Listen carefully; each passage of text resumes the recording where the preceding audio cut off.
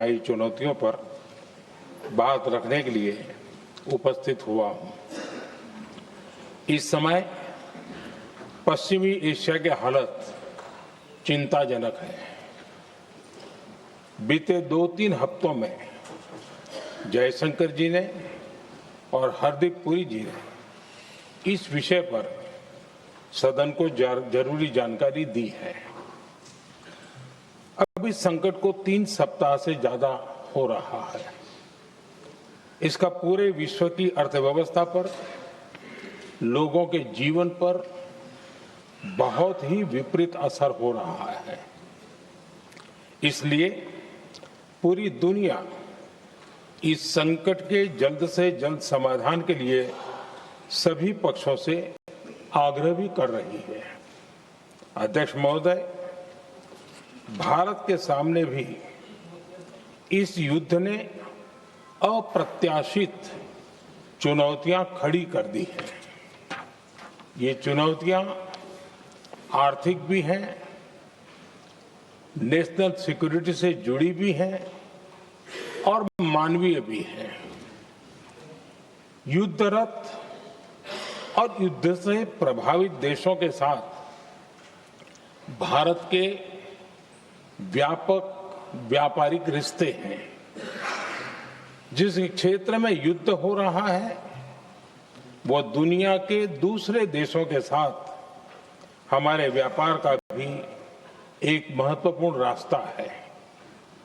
विशेष रूप से कच्चे तेल और गैस की हमारी जरूरतों का एक बड़ा हिस्सा यही क्षेत्र पूरा करता है।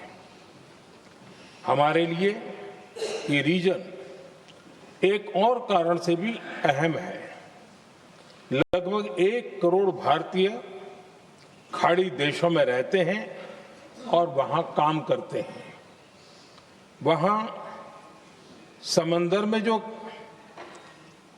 कमर्शियल शिप चलते हैं उनमें भारतीय क्रू मेंबर्स की संख्या भी बहुत अधिक है। ऐसे अलग अलग कारणों के चलते भारत की चिंताएं स्वाभाविक रूप से अधिक है। इसलिए ये आवश्यक है कि भारत की संसद से इस संकट को लेकर एक मत और एकजुट आवाज दुनिया में जाए।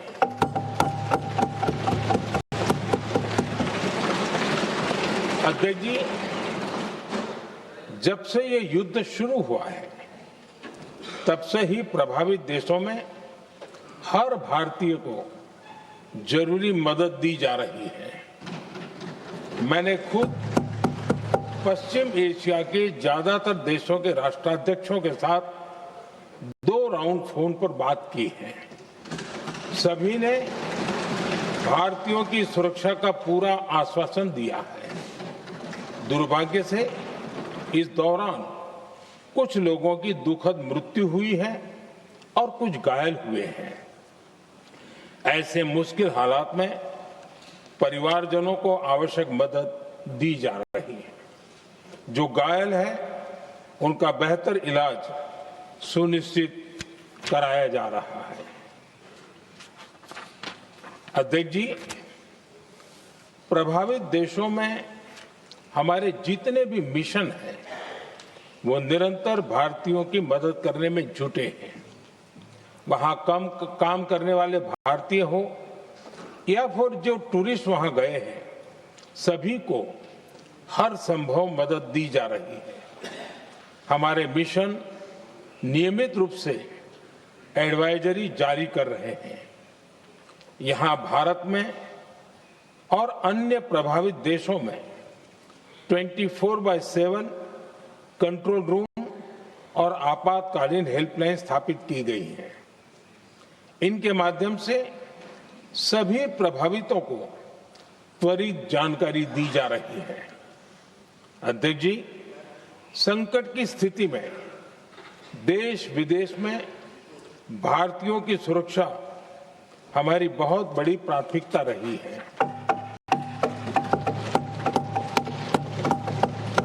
युद्ध शुरू होने के बाद से लेकर अब तक 3,75,000 से अधिक भारतीय सुरक्षित भारत लौट चुके हैं। ईरान से ही अभी तक लगभग 1,000 भारतीय सुरक्षित वापस लौटे हैं। इनमें 700 से अधिक मेडिकल की पढ़ाई करने वाले युवा हैं। खाड़ी देशों में भारतीय स्कूलों में हजारों विद्यार्थी पढ़ते हैं। सीबीएसई ने ऐसे सभी भारतीय स्कूलों में होने वाली कक्षा 10वीं और 12वीं की निर्धारित परीक्षाओं को रद्द कर दिया है। इन बच्चों की पढ़ाई निर्बाध चलती रहे, इसके लिए सीबीएसई उचित कदम उठा रही है। यानी सरकार संवेदनशील भी है, सतर्क भी है और हर सहायता के लिए तत्पर भी है। माननीय अध्यक्ष जी, भारत में बड़ी मात्रा में कच्चा तेल, गैस और फर्टिलाइजर जैसी अनेक जरूरी चीजें हॉर्मुज स्ट्रेट के रास्ते से आती हैं। युद्ध के बाद से ही हॉर्मुज स्ट्रेट में जहाजों का आना जाना बहुत चुनौतीपूर्ण हो गया है। बावजूद इसके हमारी सरकार का ये प्रयास रहा है कि पेट्रोल, डीजल और गैस की सप्लाई बहुत ज्यादा प्रभावित न हो। देश के सामान्य परिवारों को परेशानी भी कम से कम हो, इस पर हमारा फोकस रहा है।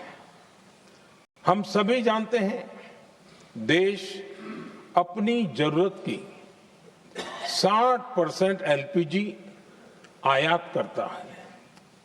इसकी सप्लाई में अनिश्चितता के कारण सरकार ने एलपीजी के डोमेस्टिक उपयोग को प्राथमिकता दी है। साथ ही एलपीजी के देश में ही उत्पादन को भी बढ़ाया जा रहा है। पेट्रोल, डीजल की सप्लाई पूरे देश में सुचारू रूप से होती रहे, इस पर भी लगातार काम किया गया है। अध्यक्ष जी, आज की इन परिस्थितियों में एनर्जी सिक्योरिटी को लेकर बीते एक दशक में उठाए गए कदम और भी प्रासंगिक हो गए हैं। भारत ने बीते 11 वर्षों में अपनी एनर्जी इंपोर्ट का डाइवर्सिफिकेशन किया है। पहले क्रूड ऑयल, एलएनजी, एलपीजी ऐसी एनर्जी जरूरतों के लिए 27 देशों से इंपोर्ट किया जाता था। वहीं आज भारत 41 देशों से एनर्जी इंपोर्ट करता है। अध्यक्ष जी, बीते दशक में भारत ने संकट के ऐसे ही समय के लिए कच्चे तेल के भंडारण को भी प्राथमिकता दी है। आज भारत के पास 53 लाख मीट्रिक टन से अधिक का स्ट्रेटेजिक पेट्रोलियम रिजर्व है और 65 लाख मीट्रिक टन से अधिक के रिजर्व की व्यवस्था पर देश काम कर रहा है। हमारी तेल कंपनियों के पास जो रिजर्व रहता है वो अलग है। बीते 11 वर्षों में हमारी रिफाइनिंग कैपेसिटी में भी उल्लेखनीय वृद्धि हुई है। अध्यक्ष जी, सरकार अलग अलग देशों के सप्लायर्स के साथ भी लगातार संपर्क में है। प्रयास ये है कि जहां से संभव हो वहां से तेल और गैस की सप्लाई होती रहे। भारत सरकार गल्फ और आसपास के शिपिंग रूट्स पर निरंतर नजर बनाए हुए है। हमारा प्रयास है कि तेल हो, गैस हो, फर्टिलाइजर हो, ऐसे हर जरूरी सामान से जुड़े जहाज भारत तक सुरक्षित पहुंचे। हम अपने सभी वैश्विक सहयोगियों के साथ निरंतर संवाद कर रहे हैं ताकि हमारे मैरीटाइम कॉरिडोर सुरक्षित रहे। ऐसे प्रयासों के कारण बीते दिनों हॉर्मुज स्ट्रेट में फंसे हमारे कई जहाज भारत आए भी हैं।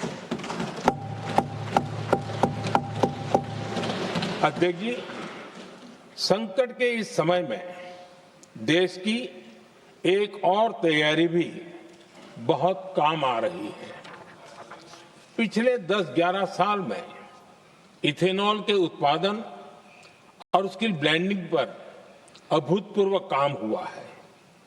एक दशक पहले तक देश में सिर्फ 1-1.5% इथेनॉल ब्लेंडिंग कैपेसिटी थी। आज हम पेट्रोल में 20% इथेनॉल ब्लेंडिंग के करीब पहुंच रहे हैं।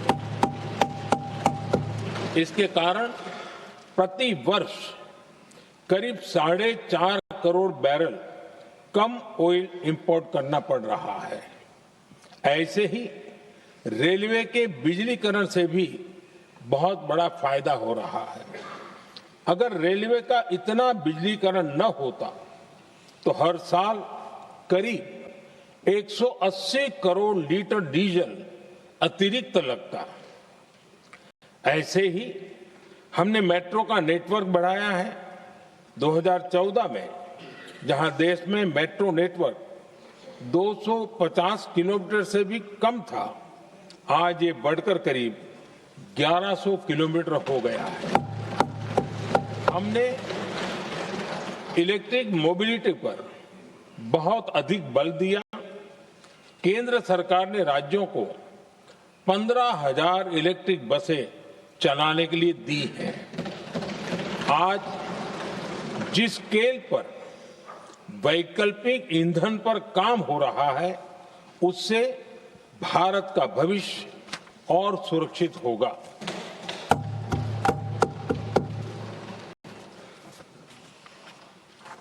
आदरणीय अध्यक्ष जी, हम जानते हैं कि एनर्जी आज इकोनॉमी की रीढ़ है और ग्लोबल एनर्जी नीड्स को पूरा करने वाला एक बड़ा सोर्स वेस्ट एशिया है।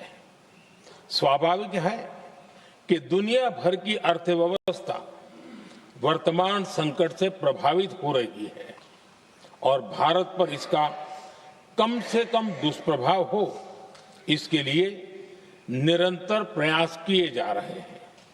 सरकार इसके शॉर्ट टर्म, मीडियम टर्म और लॉन्ग टर्म ऐसे हर असर के लिए एक रणनीति के साथ काम कर रही है। आज भारत की इकोनॉमी के फंडामेंटल्स मजबूत है। इससे भी देश को बहुत मदद मिली है। हम हर सेक्टर के स्टेक होल्डर्स के साथ चर्चा कर रहे हैं। जहां भी जरूरत है उस सेक्टर को आवश्यक सपोर्ट दिया जा रहा है। भारत सरकार ने एक इंटर मिनिस्ट्रियल ग्रुप भी बनाया है। ये ग्रुप हर रोज मिलता है और हमारे इंपोर्ट एक्सपोर्ट में आने वाली हर दिक्कत का आकलन करता है और ये ग्रुप आवश्यक समाधान पर भी निरंतर काम करता है। मुझे पूरा भरोसा है कि सरकार और इंडस्ट्री के साझा प्रयासों से हम परिस्थितियों का बेहतर सामना कर पाएंगे। माननीय अध्यक्ष जी, एक बड़ा सवाल ये है कि युद्ध का खेती पर क्या प्रभाव होगा। देश के किसानों ने हमारे अन्न के भंडार भर रखे हैं, इसलिए भारत के पास पर्याप्त खाद्यान्न है।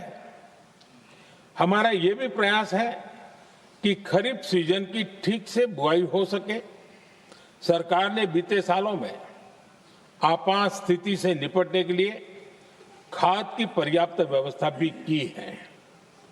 अतीत में भी हमारी सरकार ने दुनिया के संकटों का बोझ किसानों पर नहीं पड़ने दिया था। कोरोना और उस समय के युद्धों के दौरान उस समय भी ग्लोबल सप्लाई चेन में डिस्टरप्शन आ गई थी। दुनिया के बाजार में यूरिया की एक बोरी 3,000 रुपये तक पहुंच गई। लेकिन भारत के किसानों को वही बोरी 300 रुपए से भी कम कीमत में उपलब्ध कराई गई। अध्यक्ष जी, देश के किसानों को इस प्रकार के संकटों से बचाने के लिए भी बीते वर्षों में अनेक कदम उठाए गए हैं। पिछले एक दशक में देश में 6 यूरिया प्लांट शुरू किए गए हैं। इससे सालाना 76 लाख मैट्रिक टन से अधिक की यूरिया प्रोडक्शन कैपेसिटी जुड़ी है। इस दौरान डीएपी और एनपीकेएस जैसी खाद का घरेलू उत्पादन भी करीब 50 लाख मैट्रिक टन बढ़ाया गया है। इतना ही नहीं, तेल और गैस की तरह खाद के आयात को भी डाइवर्सिफाई किया गया है। ऐसे ही डीएपी और एनपीके के आयात के लिए भी हमने अपने विकल्पों को विस्तार किया है। अध्यक्ष जी, सरकार ने देश के किसानों को made in India nano urea का विकल्प भी दिया है। सरकार किसानों को प्राकृतिक खेती के लिए भी प्रोत्साहित कर रही है। पीएम कुसुम योजना के तहत किसानों को 22 लाख से ज्यादा सोलर पंप दिए गए हैं। इससे भी डीजल पर उनकी निर्भरता कम हुई है। मैं सदन के माध्यम से देश के किसानों को विश्वास दिलाता हूं कि सरकार किसानों की हर संभव मदद करती रहेगी। आदरणीय अध्यक्ष जी, युद्ध का एक बहुत बड़ा चैलेंज ये भी है कि भारत में गर्मी का मौसम शुरू हो रहा है।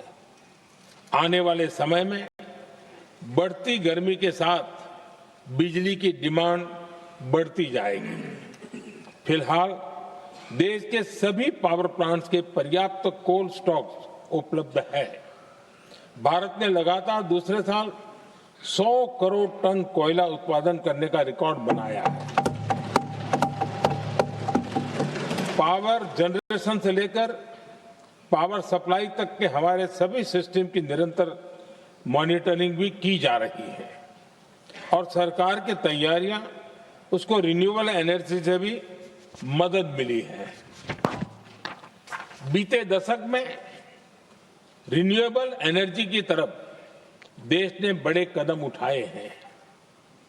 आज हमारी total installed power generation capacity का आधा हिस्सा रिन्यूएबल सोर्स से आता है।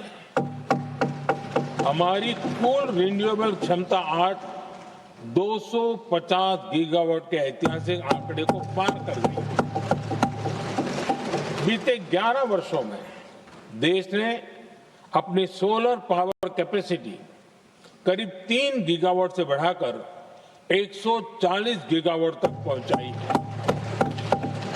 बीते वर्षों में देश में करीब 40 लाख रूफटॉप सोलर लगे हैं। इसमें पीएम सूर्यघर मुफ्त बिजली योजना से भी लोगों को काफी मदद मिली है।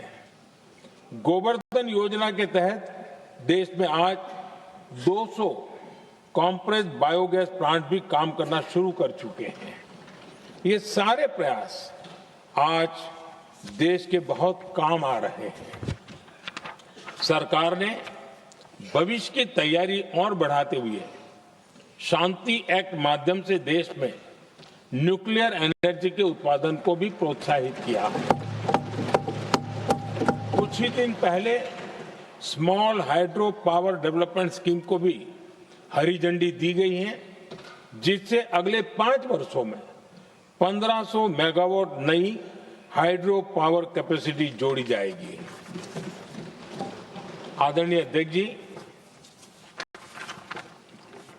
जहां तक डिप्लोमेसी की बात है, भारत की भूमिका स्पष्ट है। शुरुआत से ही हमने इस संघर्ष को लेकर अपनी गहरी चिंता व्यक्त की है। मैंने स्वयं भी पश्चिम एशिया की सभी संबंधित नेताओं से बातचीत की है। मैंने सभी से तनाव को कम करने और इस संघर्ष को खत्म करने का आग्रह किया है। भारत ने नागरिकों, एनर्जी और ट्रांसपोर्ट से जुड़े इंफ्रास्ट्रक्चर पर हमलों का विरोध किया है। कमर्शियल जहाजों पर हमला और हॉर्मुज स्ट्रेट जैसे अंतर्राष्ट्रीय जलमार्ग में रुकावट अस्वीकार्य है। भारत डिप्लोमेसी के जरिए युद्ध के इस माहौल में भी भारतीय जहाजों के सुरक्षित आवागमन के लिए निरंतर प्रयास कर रहा है। अध्यक्ष महोदय, भारत हमेशा से ही मानवता के हित में और शांति के पक्ष में अपनी आवाज उठाता रहा है। मैं फिर कहूंगा कि बातचीत और कूटनीति ही इस समस्या का समाधान है। हमारे हर प्रयास तनाव को कम करने, इस संघर्ष को समाप्त करने के लिए है। इस युद्ध में किसी के भी जीवन पर संकट मानवता के हित में नहीं है। इसलिए भारत का प्रयास सभी पक्षों को जल्द से जल्द शांतिपूर्ण समाधान के लिए प्रोत्साहित करने का है। अध्यक्ष जी, जब ऐसे संकट आते हैं तो कुछ तत्व इसका गलत फायदा उठाने की कोशिश भी करते हैं। इसलिए कानून व्यवस्था सुनिश्चित करने वाली सभी एजेंसियों को अलर्ट पर रखा गया है। कोस्टल सिक्योरिटी हो, बॉर्डर सिक्योरिटी हो, साइबर सिक्योरिटी हो, स्ट्रेटेजिक इंस्टॉलेशंस हो, सबकी सुरक्षा को और मजबूत किया जा रहा है। अध्यक्ष जी, इस युद्ध के कारण दुनिया में जो कठिन हालात बने हैं, उनका प्रभाव लंबे समय तक बने रहने की आशंका है। इसलिए हमें तैयार रहना होगा, हमें एकजुट रहना होगा।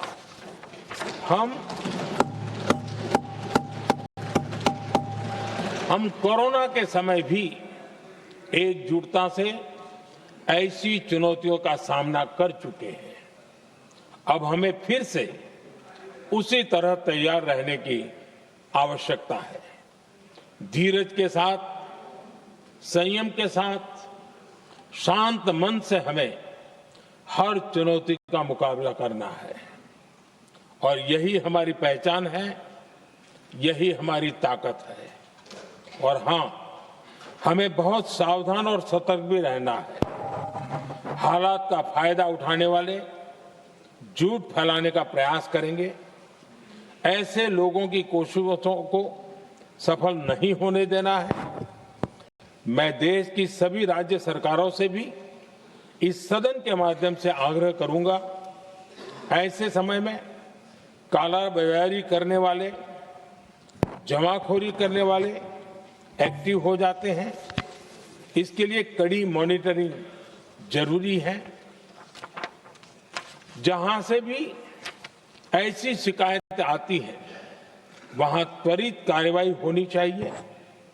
देश की हर सरकार और देश का हर नागरिक जब मिलकर चलेंगे तो हम हर चुनौती को चुनौती दे सकते हैं। इसी आग्रह के साथ मैं अपना वक्तव्य समाप्त करता हूं। बहुत बहुत धन्यवाद। माननीय सदस्यगण, जिन्हें आज अपना नियम 377 के अधीन मामले उठाने हैं, वो व्यक्तिगत रूप से सभा पटल पर अपना प्रस्तुत पटल पर रख सकते हैं। आइटम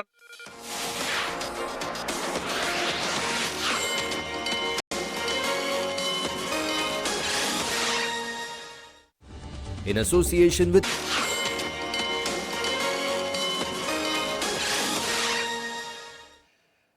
ब्रेक के बाद आपका स्वागत है क्लोजिंग कॉल में। और अभी आपने सुना कि प्रधानमंत्री मोदी संसद में संबोधित कर रहे थे और मिडिल ईस्ट के संकट को लेकर वो तमाम चीजें अपने तरफ से रख रहे थे, जिसमें उन्होंने कहा कि जो भी लोग मदद की जरूरत में हैं, जो लोग गल्फ कंट्रीज में फंसे हैं, उनको भारत सरकार लगातार मदद कर रही है, घायलों को उपचार दिया जा रहा है। उसके अलावा गल्फ कंट्री के तमाम देशों से बातचीत भी चल रही है, कूटनीतिक बातचीत भी चल रही है, जिससे हमारे टैंकर्स जो हॉर्मुज में फंसे हैं उन्हें लाया जा सके। उन्होंने बताया कि कुछ टैंकर्स ऑलरेडी आ भी चुके हैं और लगातार हमारी बातचीत जारी है। उन्होंने इस बात पे भी जोर दिया कि जो गल्फ कंट्री में जो वॉर चल रही है उसको जल्द से जल्द खत्म किया जाए। ऐसी बातचीत उन्होंने तमाम राष्ट्राध्यक्षों से जो गल्फ कंट्रीज के हैं उनसे की है। तो ये पूरी बातचीत थी और उस पूरी बातचीत का ये सार था। चलिए अब मार्केट पे लौटते हैं और बाजार का हाल देखिए। इस वक्त 2.25% के आसपास की कमजोरी निफ्टी में आपको देखने को मिलेगी। करीब करीब 500 अंक की गिरावट के साथ निफ्टी इस वक्त कारोबार कर रहा है। सेंसेक्स में आप देखिए तो 1500 अंकों के आसपास की गिरावट आपको देखने को मिलेगी। निचले स्तरों से हल्की रिकवरी है, लेकिन ये रिकवरी बहुत ज्यादा काम की है नहीं। आप देखिए 24,471 का लो बनाया था और वहां से 623 का इस वक्त जो है वो लेवल अभी का है। तो 150 अंकों के आसपास की रिकवरी है। अगर ये आम दिन होता तो 150 अंकों की रिकवरी बहुत बड़ी रिकवरी होती, लेकिन आज चूंकि गिरावट 500 अंकों की 600 अंकों की है तो ये उतनी बड़ी रिकवरी नहीं मानी जाएगी। रिकवरी तब मानी जाएगी जब 1% के आसपास ही रह जाए गिरावट निफ्टी के अंदर। चलिए सेंसेक्स का हाल आपको मैंने बताया। आईटी आज ग्रीन में वापस लौट गया है। अब निफ्टी आईटी का इंडेक्स जो है आप देखेंगे तो हरे निशान में वापस लौटा है और आईटी के तमाम शेयर आप देखिए कि एसएल टेक हो, कोफोर्ज हो, टेक महिंद्रा हो, परसिस्टेंट हो, टीसीएस हो, इन्फोसिस हो, ये तमाम शेयर जो है वो अब हरे निशान में ट्रेड करते हुए दिखाई दे रहे हैं। आप देखिए शानदार रिकवरी, अगर आप चार्ट्स पर देखेंगे तो निचले स्तरों से शानदार रिकवरी यहां देखने को मिली है। बैंक कोई राहत की जो है वो गुंजाइश नजर नहीं आ रही। निफ्टी बैंक आप देखिए 3% की कमजोरी के साथ अभी भी कारोबार कर रहा है। तो ओवरऑल मार्केट का ट्रेंड जो है वो नेगेटिव है। अब एक काम करते हैं, हमारे मेहमानों को शामिल करते हैं। सबसे पहले मेहमान हमारे साथ जुड़ गए हैं निमेश ठाकर, निमेशठाकर.com से। निमेश जी गुड आफ्टरनून, बहुत स्वागत है आपका 18 स्वदेश पर। और शुरुआत आपके व्यूज के साथ ही करेंगे। निफ्टी बैंक को लेकर क्या व्यूज है? थोड़ी रिकवरी दिखी है, सस्टेनेबल लगती है क्या? Very good afternoon. देखिए मार्केट के अंदर जिस तरह से आज के सेशन में हम लोगों ने गैप डाउन ओपनिंग देखा है, कितनी सस्टेनेबल होगी अभी कहना डिफिकल्ट है, क्योंकि चार्ट्स के ऊपर कोई ट्रेंड रिवर्सल के सिग्नल नहीं है। बट एक चीज फैक्ट है कि अभी डेली चार्ट्स के ऊपर निफ्टी एक ओवरसोल्ड टेरिटरी में है और कोई भी कुछ पॉजिटिव न्यूज आती है तो निफ्टी के अंदर एक साथ रिकवरी देखने को मिल सकती है। ऐसे चांसेस मुझे ज्यादा दिख रहे हैं। सेकंड थिंग, अगर आप देखें तो जो पीएम साहब ने स्पीच दी थी वहां पर कहीं ना कहीं एक इंडिया जो है वो ये वॉर की सिचुएशन में कहीं ना कहीं एक रेडी है अपनी पोजीशन को लेके। तो मुझे लग रहा है कि कहीं ना कहीं जो मार्केट में फियर है आने वाले दिनों के अंदर, पर्टिकुलरली ये सप्लाई चेन डिस्टर्बेंस का, वहां पर मुझे लग रहा है कि कहीं ना कहीं थोड़ा राहत के समाचार मिलेंगे। तो मार्केट ये चीज को थोड़ा चीयर अप कर रहा है, इसलिए हम लोग 100 पॉइंट का थोड़ा रिकवरी जो है वो देख रहे हैं, मेरा ऐसा मानना है। टेक्निकल लेवल वाइज अगर देखें तो मुझे लग रहा है कि कहीं ना कहीं जब तक निफ्टी जो प्रीवियसली लो हम लोगों ने देखा था 22,950 के आसपास, जब तक 22,950 के ऊपर या 23,000 के ऊपर नहीं निकलता है तब तक शॉर्ट कवरिंग का मूव आने के चांसेस मुझे नहीं लग रहे और मार्केट जो है वो एक साइडवे रेंज के अंदर या नेगेटिव ट्रेंड के अंदर रहने के चांसेस ज्यादा दिख रहे हैं। बिल्कुल। तो ये रहा है बाजार के ऊपर। चलिए एक और मेहमान हमारे साथ पैनल पे जुड़ गए हैं। गौरव शर्मा हमारे साथ जुड़े हैं, head of research globe capital के। गौरव जी बहुत स्वागत है आपका 18 स्वदेश पर। Good afternoon. और शुरुआत आपके ट्रेडिंग आइडियाज के साथ तो करनी है, लेकिन एक छोटा सा टेक आपका भी मार्केट पे चाहिए और उसके बाद आपके ट्रेड आइडियाज भी। Good afternoon Vikas ji, thanks for having me today. बहुत ही नेगेटिव नोट पे बाजार की शुरुआत हुई, पूरे दिन नेगेटिव नोट पे ही ट्रेड किया। 2-2.5 घंटे से ज्यादा की कंसोलिडेशन बॉटम लेवल पे एट द डेज लो बाजार करता रहा। अब एक स्लाइट रिकवरी दिखाई दे रही है। मैं बहुत ज्यादा ऑप्टिमिस्टिक बिल्कुल भी नहीं हूं ये रिकवरी को देखते हुए। यस अगेन राहत थोड़ी सी जरूर मिल रही है निचले स्तरों से, बट मैं बहुत एनकरेज नहीं हूं टू टेक अप और जंप इनटू ट्रेड्स और थिंकिंग कि शायद ये बॉटम बन गया होगा। बिकॉज एक रियलिस्टिक अप्रोच देखें, क्रूड अभी भी हायर लेवल्स पर है, एचडीएफसी का इशू कंप्लीटली क्लियर नहीं हुआ है, इंटरेस्ट रेट्स आगे बढ़ने की आशंका बढ़ती जा रही है। गोल्ड और सिल्वर के अंदर जिस तरीके की आज प्रॉफिट टेकिंग आई है वो भी एक कंसर्निंग एलिमेंट बन रहा है बाजारों के लिए। ऑल इन ऑल स्थिति नॉर्मल के आसपास भी नहीं है। देयरफॉर एक कॉशियस ट्रेडिंग अप्रोच रखना, ट्रेडिंग में स्टॉप लॉस को नजदीक रखना इस समय काफी ज्यादा जरूरी है और बहुत ही ज्यादा सिलेक्टिव हो जाना चाहिए अब। ऑलराइट, तो चलिए ये फिलहाल नज़रिया निफ्टी पे, पर चलिए हमारे एक्सपर्ट्स के रेडार पे ढेर सारे काउंटर्स होंगे, तो चलिए एक एक करके उनकी स्टॉक कॉल्स लेना शुरू करते हैं। पर उससे पहले आइए स्वागत करते हैं हमारे दो और ख़ास मेहमानों का। हमारे साथ विवेक कारवा और साथ ही साथ स्वाति होटकर जुड़ चुकी हैं। Swati good afternoon. सबसे पहले आपसे समझना चाहेंगे कहाँ पर हैं आपके trading ideas? Good afternoon. Yes, definitely market में व्यू लिटिल बिट कॉशियस है. There are lot of reasons, global reasons भी है. इंडिया विक्स भी काफी ऑन हाई से ट्रेड कर रहा है और रुपी कंटिन्यूसली डेप्रिशिएट हो रहा है. मार्केट ब्रेड की बात करूँ तो ऑलमोस्ट 1:10 का रेशियो है. तो काफी सारे नेगेटिव पॉइंट्स है और जितने भी हमें शॉर्ट पुल बैक रैली भी आती है वो काफी शॉर्ट लिव्ड होती है. तो मेजरली मेरा व्यू लिटिल बिट कॉशियस ही है मार्केट्स में. तो वो ध्यान में रखते हुए मैं शॉर्ट्स कॉल रिकमेंड करूंगी करंट लेवल्स पे. एक फर्स्ट सेल कॉल है पॉलिसी बाजार पे. ये पर्टिकुलर काउंटर हम देख रहे हैं कि जो भी इंपॉर्टेंट मूविंग एवरेजेस हम लोग ट्रैक करते हैं 50, 100 या 200 डीएम में उसके नीचे ट्रेड कर रहा है लो टॉप स्लो बॉटम फॉर्मेशंस में. फिलहाल तो ये मोमेंटम है. आज ऑलमोस्ट 4% डाउन है बट आई बिलीव यस इसमें काफी क्रूशियल रेजिस्टेंस सपोर्ट लेवल्स के ब्रेकडाउन हमने देखने मिले हैं. फिलहाल फ्यूचर्स में 1435 के आसपास ये ट्रेड कर रहा है तो करंट लेवल्स पे आप शॉर्ट कीजिएगा. 1455 का स्टॉप लॉस प्लेस कीजिएगा. नीचे मैं एटलीस्ट 1370 1360 के टारगेट्स में देख रही हूँ. सेकंड सेल कॉल मेरा है डीवी स्लैब पे. ये पर्टिकुलर स्टॉक अभी हम देख रहे हैं कि 20 डीएमए का उसने एक ब्रेकडाउन दिया है. काफी एक स्ट्रॉन्ग रेजिस्टेंस प्लेस करते हुए हमें नजर आ रहा है. आज नो वंडर थोड़ा इंट्राडे से हमें एक पुल बैक रैली नजर आई है बट आई बिलीव कि इसमें हमें एक सेलिंग प्रेशर देखने मिल सकता है. एक कंसोलिडेशन ब्रेकआउट हमें देखने मिले तो मैं प्रीएम्प्ट कर रही हूँ कि इसमें हमें एक ब्रेकडाउन देखने मिल सकता है. करंटली ये काउंटर फ्यूचर्स में 6020 के आसपास ट्रेड हो रहा है तो करंट लेवल्स पे आप शॉर्ट कीजिएगा. 6080 का स्टॉप लॉस प्लेस कीजिएगा for immediate target of at least 5900 on down side. Alright, तो 2 सेल कॉल्स फिलहाल स्वाति की तरफ से डीवीज लैब और साथ ही साथ पीबी फिनटेक, ये दोनों ही काउंटर्स पर रखेंगे नज़र. पर निमेश जी, अब आपसे समझना चाहेंगे कहाँ पर हैं आपके ट्रेडिंग आइडियाज़. देखिए, दो स्टॉक है, दोनों बाय के साइड है और मैं थोड़ा जहां पर स्ट्रेंथ दिख रही है ये मार्केट के अंदर वहां पर मैं बाय करना चाहता हूं. पहला जो रिकमेंडेशन है वो टेक महिंद्रा का है. जिस तरह से आईटी स्पेस के अंदर हम लोग आज के सेशन के अंदर मूवमेंट देख रहे हैं, मुझे लग रहा है कि आईटी एज ए सेक्टर यहाँ से काफी अच्छा कर सकता है. तो टेक और पर्टिकुलरली टेक महिंद्रा के अंदर आप देखिए तो डेली चार्ट्स के ऊपर राउंडिंग बॉटम का फॉर्मेशन बना है और स्टॉक 21 एक्सपोनेंशियल मूविंग एवरेज के ऊपर भी आज निकला है. मुझे लग रहा है कि टेक महिंद्रा करंट लेवल से बाय करना चाहिए. नीचे की तरफ जो स्टॉप लॉस लगाना चाहिए वो 1378 का लगाना चाहिए और ऊपर के अंदर 1435 तक के लेवल आने वाले दिनों में देखने को मिल सकते हैं. तो टेक महिंद्रा के अंदर बाय रिकमेंडेशन है. और दूसरा जो बाय रिकमेंडेशन है वो लुपिन के अंदर है. लुपिन के अंदर आपको देखिए तो फ्राइडे के सेशन में भी एक अच्छा बाइंग इंटरेस्ट आते हुए देखा था, एक स्ट्रॉन्ग सपोर्ट के पास है. और आज के सेशन में भी जहां से स्टॉक के अंदर लोअर लेवल से एक अच्छी रिकवरी दिख रही है, अच्छा वॉल्यूम सपोर्ट मिल रहा है, तो मुझे लग रहा है कि लुपिन को करंट लेवल से बाय करना चाहिए और ऊपर में 2360 तक के लेवल देखने को मिल सकते हैं. स्टॉप लॉस जो है वो 2290 का जरूर से लगाना है. तो चलिए लुपिन यहाँ पर रखेंगे नज़र. और आईटी काउंटर्स में से टेक एम फिलहाल निमेश जी को पसंद आता हुआ.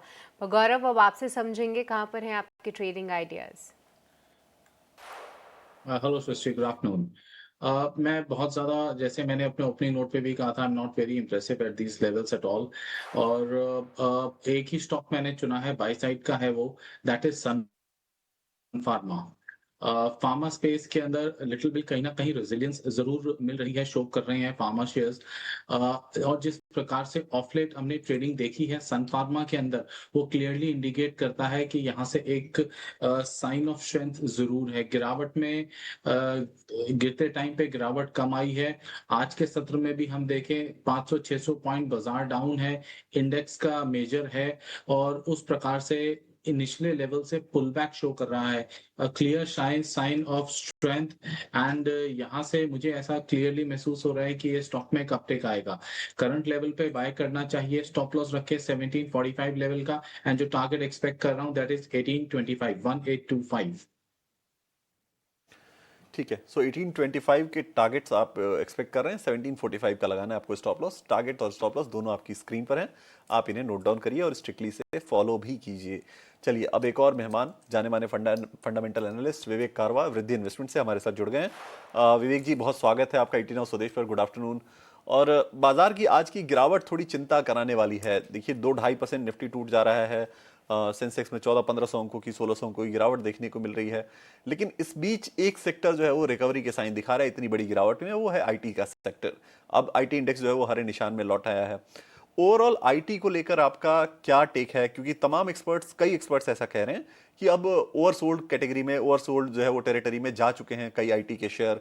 बड़े बड़े शेयर 52 वीक लो पे अपने पहुंच गए हैं. आपका क्या व्यू है आईटी सेक्टर पर ओवरऑल?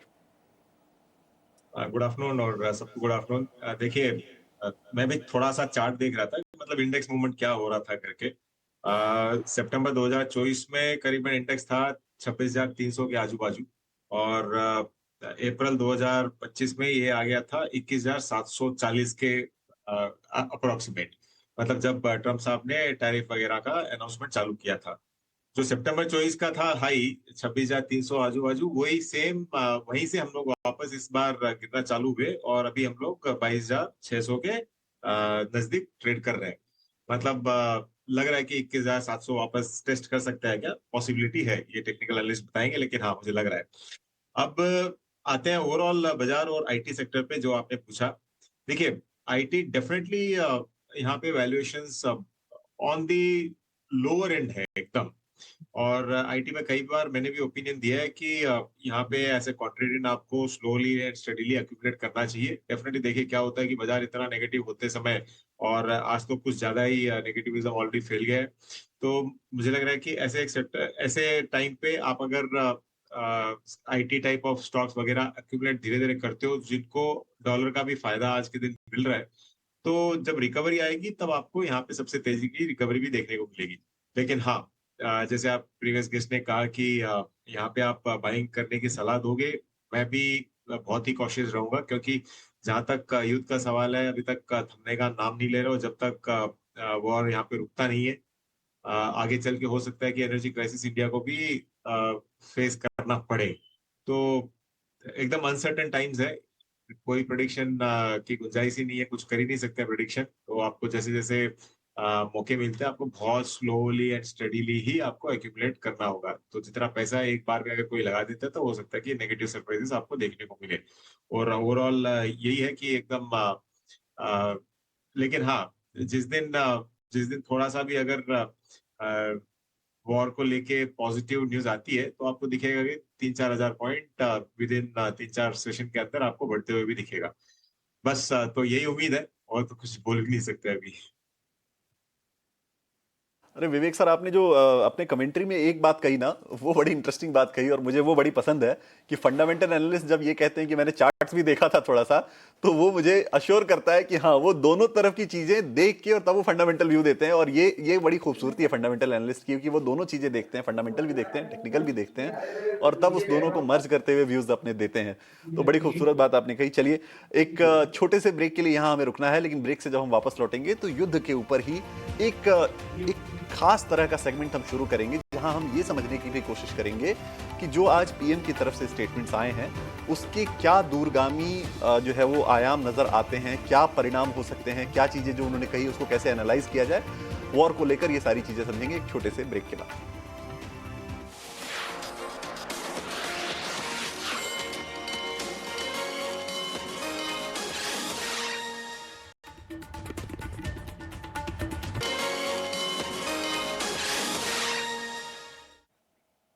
ब्रेक के बाद आपका स्वागत है क्लोजिंग कॉल्स में। तो देखिए, मार्केट में एक हल्की रिकवरी का अटेम्प्ट जारी है, बट कुछ ज़्यादा कह नहीं सकते क्योंकि अभी भी ब्रॉडर मार्केट्स की हालत काफ़ी ख़राब है।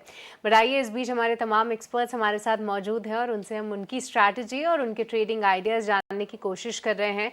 और इसी कड़ी में आइए स्वागत करते हैं श्रीकांत चौहान जी का भी। Shrikant, good afternoon. सबसे पहले आपसे समझना चाहेंगे आपकी ट्रेडिंग कॉल्स कहाँ पर हैं, क्योंकि मार्केट तो कोई सब्सटैंशियल रिकवरी के संकेत ऐसे भी नहीं दिखा रहा है। बिल्कुल। तो देखिए, वैसे अगर मार्केट की बात करें तो मार्केट में एक फियर भी आ चुका है, क्योंकि एक डेडलाइन यूएस ने ईरान को दी है और आज शाम को उसके कुछ आउटकम डेफिनेटली आएंगे। और इसी वजह से मुझे लग रहा है मार्केट में जो है वो अनसर्टेनिटी और बढ़ गई। मार्केट जितना एक्सपेक्टेड था उससे और करेक्शन में आया है। और अभी मुझे लग रहा है कि जब तक ये इस पर्टिकुलर जो वार्निंग यूएस ने जो ईरान को दी थी उसके ऊपर क्लैरिटी नहीं आती, तब तक मार्केट इसी फियर में रहेगा। तो अपसाइड इज डेफिनेटली कैप्ड, क्योंकि मार्केट ने देखिए बहुत ही इंपॉर्टेंट लेवल को तोड़ा है। 22,900 के लेवल को मार्केट ने तोड़ दिया है, जो पिछले हफ्ते एक इंपॉर्टेंट सपोर्ट जैसे वर्क कर रहा था। अभी इस लेवल्स के नीचे मार्केट में जो नेक्स्ट सपोर्ट लेवल आ रहा है वो आ रहा है तकरीबन 22,000 के करीब का। तो मार्केट में अभी भी 500-600 पॉइंट का करेक्शन हो सकता है बेस्ड ऑन टेक्निकल लेवल्स। और अगर हम स्टॉक स्पेसिफिक बात करें तो यहाँ पे एफआईएस की जो सेलिंग है वो लगातार बनी है, करेंसी अपनी वीक हो रही है। और एफआईएस ने बहुत पहले 1.5 साल तक अगर आप देखें तो कंसिस्टेंटली बहुत सारा माल बेचा है। अभी जब जाके अनसर्टेनिटी और बढ़ गई है और करेंसी में कंसिस्टेंट वीकनेस आ रही है, तो मुझे लग रहा है कि जो सेल ऑफ है वो थोड़ा सा फाइनेंशियल्स में बढ़ गया है। और इसी वजह से मुझे लगता है कि वहाँ उसी पर्टिकुलर सेक्टर से कुछ स्टॉक्स चुनने चाहिए कि जहां पे हम कुछ शॉर्ट की पोजीशंस बना सकते हैं, but with a very tight stop loss, क्योंकि मार्केट वैसे देखा जाए तो काफी गिर चुका है, लेकिन अभी भी गुंजाइश है कुछ एक स्टॉक्स में और बड़े फॉल की, जैसे कि इंडसइंड बैंक है जो अभी 784 के करीब ट्रेड कर रहा है।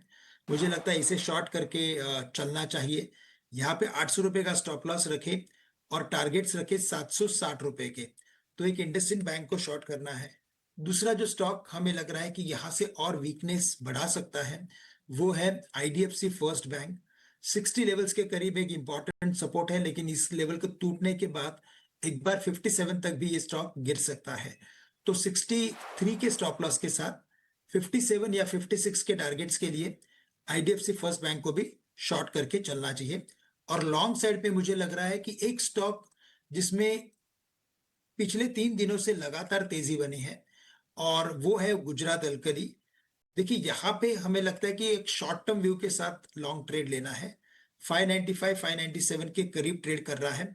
काफी अनयूजुअल पैटर्न इसमें डेवलप हो रहा है। विद इन लास्ट 3 डेज अगर आप देखेंगे तो ये स्टॉक 400 रुपए के करीब था, अब ये 600 रुपए के करीब आया है और बड़े बाइंग के साथ ये स्टॉक बढ़ते जा रहा है। और इसमें कुछ ब्लॉक डील्स भी हुए थे जिसमें जीएनएफसी ने अपने स्टेक को बढ़ाया था। तो मुझे लग रहा है कि with a very short term view GNFC को खरीदना चाहिए। 595 के करीब ऑलराइट। ट्रेड कर रहा है, खरीदे। स्टॉप लॉस जी। यहाँ पे रखे 584 का, यानी 10 रुपए का स्टॉप लॉस रखना है। टारगेट्स नजर आते हैं 620 रुपए के। ऑलराइट, तो चलिए एक नहीं दो नहीं 3 कॉल्स आती हुई फिलहाल श्रीकांत जी की तरफ से, इन सभी पर रखेंगे ध्यान। पर आइए अब समझते हैं कि ऑप्शन में क्या होनी चाहिए आपकी कमाई की रणनीति। रुक करेंगे हमारे अगले सेगमेंट ऑप्शंस के चैंपियन का।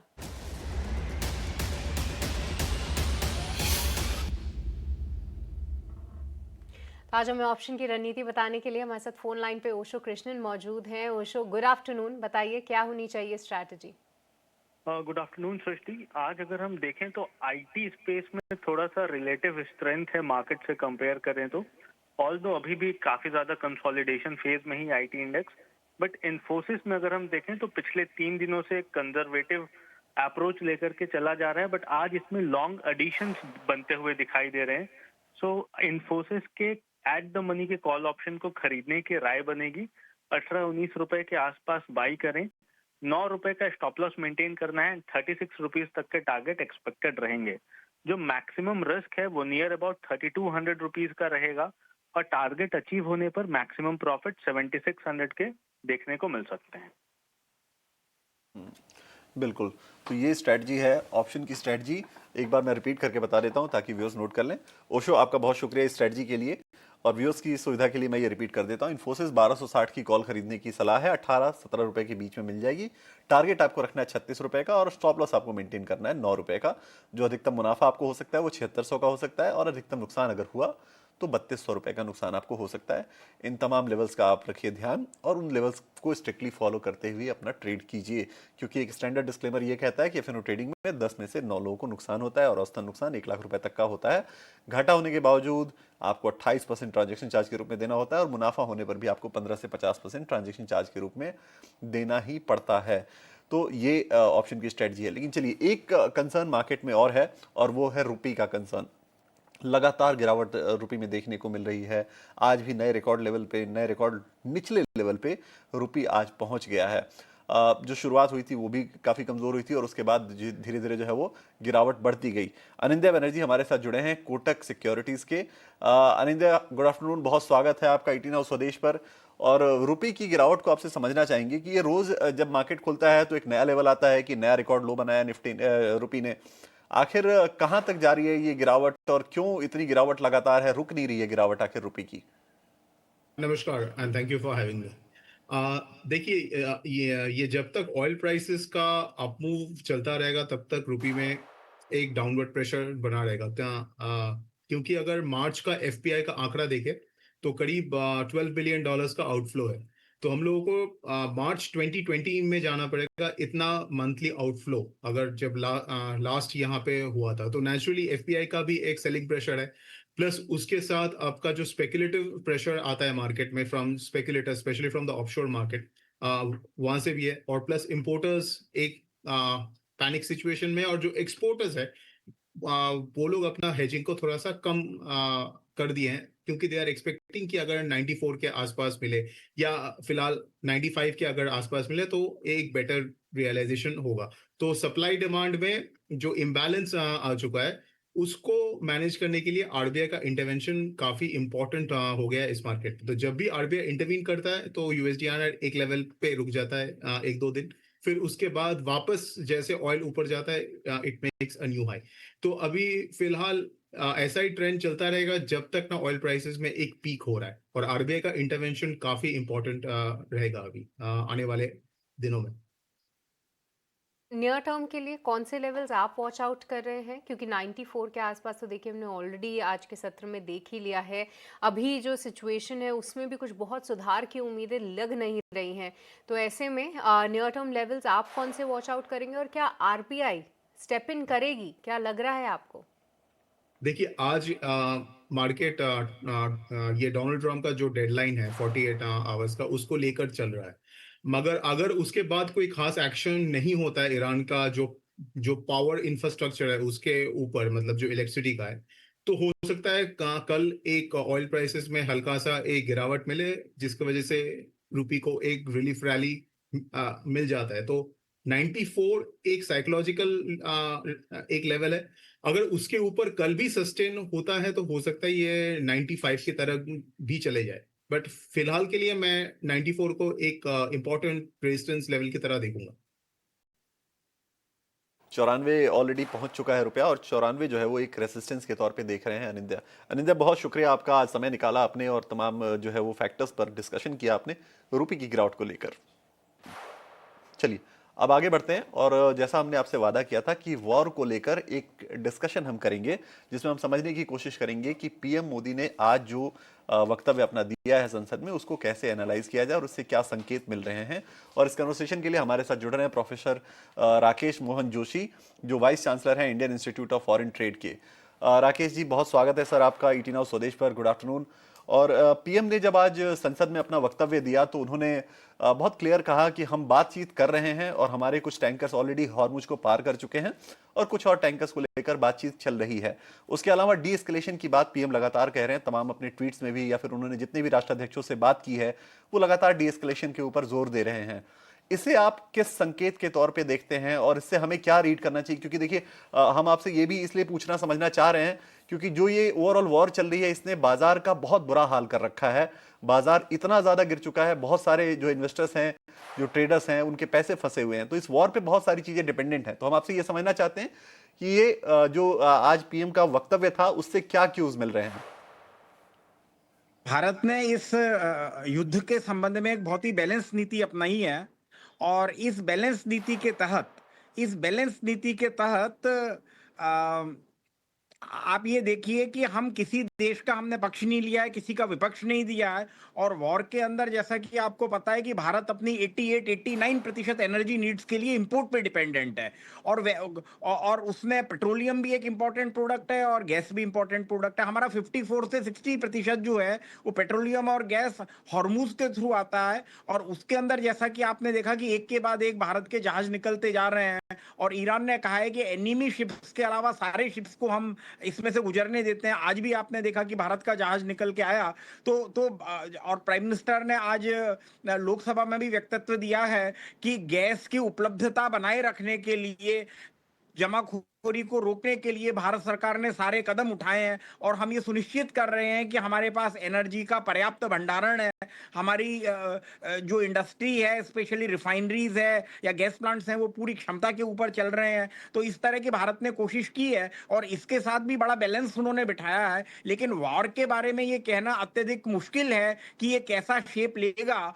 और अभी डीएस्केलेशन की भी प्रधानमंत्री ने बात की है कि इन जटिल समस्याओं का समाधान जो है वो एक शांतिपूर्ण तरीके से हो सकता है। और भारत ईरान के बड़ा क्लोज रहा है, ईरान से हम हमेशा से ऑयल इंपोर्ट करते रहे हैं। और 3-4 हफ्ते पहले अमेरिका ने भारत को धमकी दी थी कि अगर भारत अमेरिका से ईरान से तेल इंपोर्ट करेगा तो 25% अलग टैरिफ लगेगा। उसके पहले आप देख रहे हो कि भारत पे 25% टैरिफ, पेनल्टी टैरिफ जो हमने रशिया से इंपोर्ट किया उस पे लगा। अब चूंकि अमेरिका ने कह दिया है कि भाई countries can import from US and now countries can import even from the high sea oil from Iran, तो उसके हिसाब से मुझे लगता है कि भारत ने ये एक बड़ी कॉम्प्रिहेंसिव रणनीति है भारत की, जिसके हम विदेश के अंदर हमारी जो डिप्लोमेसी है उसको एक तरफ से बैलेंस करने की कोशिश कर रहे हैं। हाँ, हमने भारत का लगभग 90 लाख भारतीय जो है वो मिडिल ईस्ट गल्फ कंट्रीज में रहते हैं, उनकी सुरक्षा का भी सवाल है, उनकी रोजी रोटी का भी सवाल है। और उसमें 140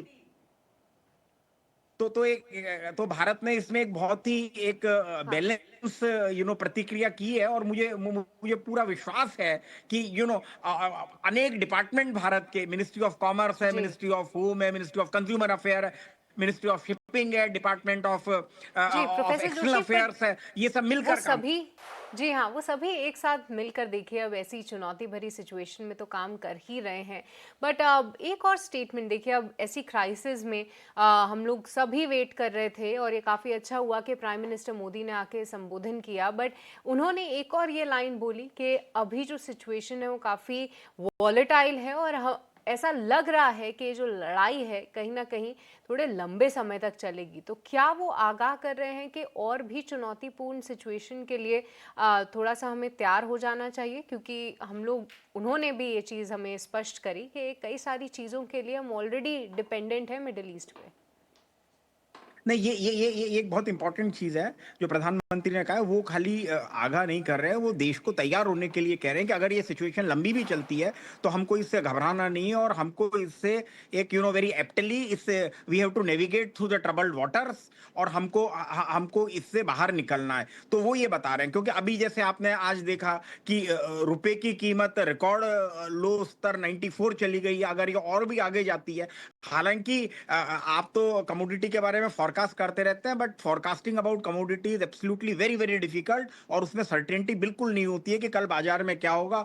दूसरा, हमारा इंपोर्ट जो है वो एक्सपोर्ट से ज्यादा है, तो अगर रुपए की कीमत गिरती है तो हमको वो ज्यादा देना पड़ेगा। सो बट उसके अंदर दूसरा इशू ये है कि हमारा एक्सपोर्ट उसमें कॉम्पिटिटिव होता है। तो I think this is a very complex thing. But प्रधानमंत्री ने ये बताने की कोशिश की है कि भैया अभी तो लड़ाई 22 दिन हुई है, लेकिन अगर लड़ाई मान लो और लंबे टाइम पे चलती है तो देश को किस तरह से प्रिपेयर होना है। और मैं प्रधानमंत्री का बहुत ही साधुवाद करना चाहूंगा कि जिस तरह कोविड के अंदर भारत ने इस महामारी के अंदर we could control the deaths और भारत वैक्सीन का सबसे बड़ा एक्सपोर्टर बना। और भारत की एक ये विशेषता है कि कठिन परिस्थितियों में हम बेहतरीन काम करते हैं, हम एक मिलके काम करते हैं। और सबसे इंपॉर्टेंट ये है कि एक इंटीग्रेटेड स्ट्रेटेजी जो डिफरेंट डिपार्टमेंट्स की है और उसके अंदर बड़ी रेगुलर तरीके से लगभग रोज ही इन सारे डिपार्टमेंट्स के अंदर एक एक रणनीति के ऊपर समीक्षा की जाती है। तो उसके अंदर दोनों चीजें हैं कि आप देखिए कि वहां पेट्रोल की कीमत पूरी दुनिया में बढ़ी, लगभग 50% कीमत बढ़ गई, 68-69 से लेके 105-110 डॉलर पर बैरल तक हो गई। लेकिन भारत में अभी कीमत पे फर्क नहीं पड़ा है, हमने टैक्सेशन के ऊपर कम किया है। जी हाँ, जबकि दुनिया में दूसरी जगह पे इस पे फर्क पड़ गया। तो इस तरह हमारी बहुत ही सोची समझी रणनीति है और मुझे पूरा विश्वास है कि भारत इस ट्रबल टाइम से will be able to navigate through in a very very good way. कि भारत जो है इस ट्रबल टाइम से उभरे। और जी हाँ, मोदी जी ने भी कहीं ना कहीं ये ज़रूर बोला कि जो कई सारी कमिटीज़ बैठाई गई हैं और रोज़ इस पर चिंतन हो रहा है। पर बहुत बहुत शुक्रिया, आज आपने समय निकाला और जुड़े और अपना टेक भी दिया कि प्राइम मिनिस्टर मोदी ने जो भी चीज़ें कहीं उनके मायने क्या हैं। पर चलिए फिलहाल वक्त चला एक छोटे से ब्रेक का, अब कहीं मजा आएगा। ब्रेक के उस पार हमारे एक्सपर्ट्स हमारे साथ मौजूद हैं और उनसे हम लगातार समझ रहे हैं उनके ट्रेडिंग आइडियाज़। जल्द जुड़ेंगे इस ब्रेक के बाद।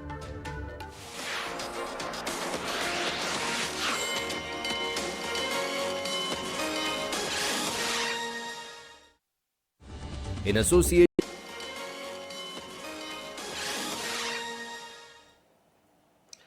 ब्रेक के बाद आपका स्वागत है क्लोजिंग कॉल में। और ब्रेक के पहले हम बातचीत कर रहे थे कि वॉर को लेकर क्या सिचुएशन अभी है और जो पीएम मोदी का वक्तव्य आया उसको कैसे एनालाइज किया जाए।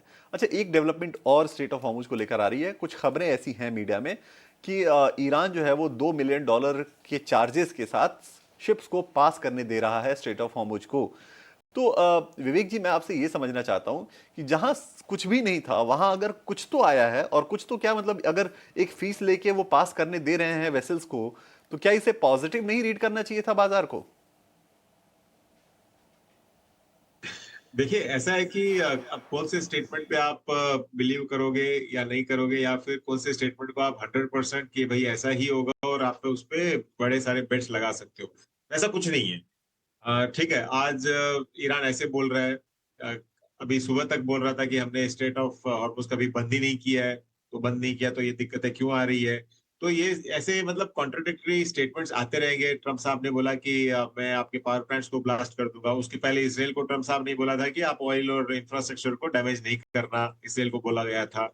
तो पहले बोले कि डैमेज नहीं करना, बोल रहे हैं कि डैमेज कर देंगे। तो देखिए, ऐसे एक सिचुएशन में जहां पे पूरा कंफ्यूजन है, आपको कॉन्ट्राडिक्टरी स्टेटमेंट्स आते रहेंगे।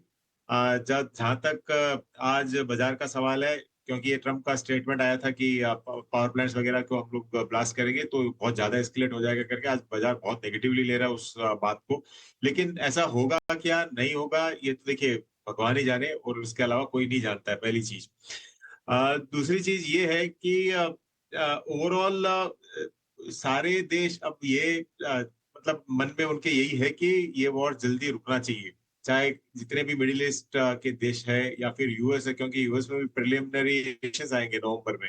तो एटलीस्ट 3-4 महीने दे इकोनॉमी को रिकवरी होने के लिए, तो ट्रम्प साहब का थोड़ा बहुत वोट शेयर बचा हुआ रहेगा, नहीं तो बहुत ज्यादा डिप्लीट हो सकता है। तो ट्रम्प को भी मालूम है कि मुझे ये वॉर जल्दी खत्म करना है, इसके लिए ऐसी धमकियां दे रहे हैं। मिडिल ईस्ट कंट्रीज भी चाहते हैं, ईरान भी चाहता है कि ब्लैकआउट नहीं हो जाए देश में, ना भारत चाहता है। तो देखिए, पूरा स्टेट ऑफ कंफ्यूजन है। अब ये है कि बर्तन एकदम टेढ़ा मेढ़ा सब जगह से मुचा हुआ है, और पानी आप उसमें डाल रहे हो तो कहाँ जाके सेटल होगा किसी को नहीं मालूम। तो पॉजिटिव आप लेते हो, थोड़ा सा बाजार में 100 पॉइंट रिकवरी आती है, उसके बाद में वापस देखिए अभी सेलिंग आ गई, जितना हमने रिकवर किया था उससे ज्यादा सेलिंग ऑलरेडी आ चुकी है।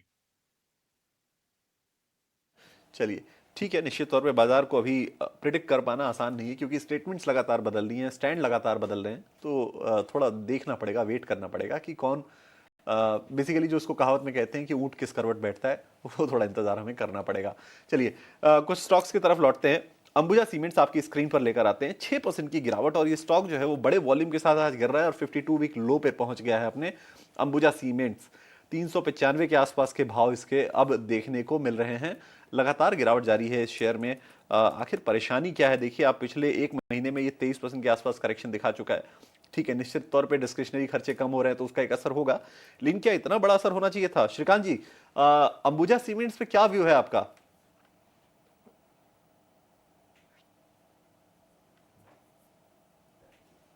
बिल्कुल, तो देखिए यहाँ पे हमने एक एक एक सस्टेन्ड सेल ऑफ देखा है, स्पेशली जब से ये वॉर इरप्ट हुआ है। तब से अगर आप देखें तो इन सभी स्टॉक्स में एक बड़ी गिरावट आई है, और उसका मुझे लगता है कि अब बहुत सारे ऐसे रीजन आ जाते हैं कि जिसकी वजह से क्या होता है कि सेक्टर के ऊपर इम्पैक्ट आता है। इस पर्टिकुलर सेक्टर को क्रूड का भी इम्पैक्ट ज्यादा होता है डिस्ट्रीब्यूशन के बेसिस पे। साथ ही साथ रियल एस्टेट का भी अगर आप डिमांड देखें तो वहां पे भी थोड़ा हमें इम्पैक्ट देखने मिल रहा है because of AI thing.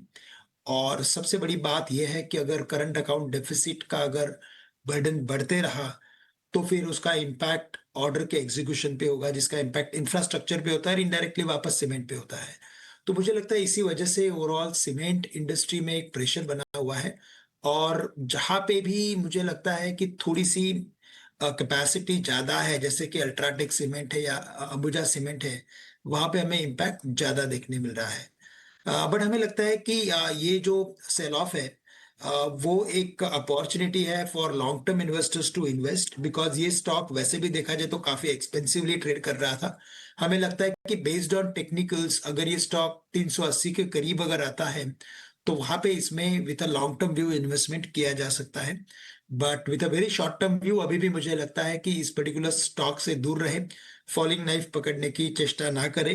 But अगर यस यहाँ से अगर 3 से 6 महीने का व्यू हो तो बिल्कुल 380 के आसपास कुछ पोजिशनल ट्रेड लिया जा सकता है। बिल्कुल।